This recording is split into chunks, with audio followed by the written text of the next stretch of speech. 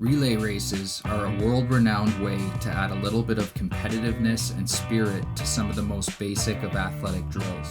For basic running and cradling relay races, have players grouped into 2 to 4 lines depending on numbers, aiming for 4 to 5 players per line if possible, with lines spread out evenly across the floor and operating side to side or east-west in orientation. If any line has uneven numbers, the line or lines with less players will have to have somebody go twice in order to make the race even. Place pylons on the ground to mark the start of each line, leaving enough space for there to be a straight line of players behind the pylon without being impeded by the sideboards. Place another pylon near the opposite sideboards with enough room for players to circle around the pylon without running into the boards.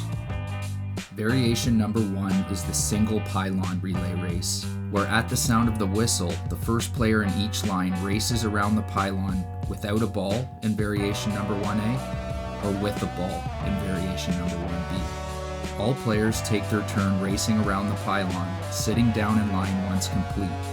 The coach also has the option to add multiple reps through the relay race for more of a cardio effect. Players in line are not allowed to leave until the player ahead of them crosses the starting pylon, and if they do, coaches can force them to stop for the amount of time that they gained with their head start. If any player drops their ball during the relay, they must go and retrieve the ball and finish going around the pylon before returning to line. The first team with every player sitting down wins the relay race. Variation number 2, the weave, is the same as the previous variations, except running through multiple pylons in a straight line, with the last pylon closest to the sideboards, again allowing enough room for players to circle around it without running into the boards. Players then weave back through the pylons using a zigzag pattern while cradling a ball.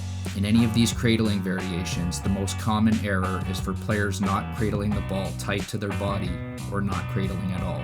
Coaches should encourage proper cradling technique both during and after the races.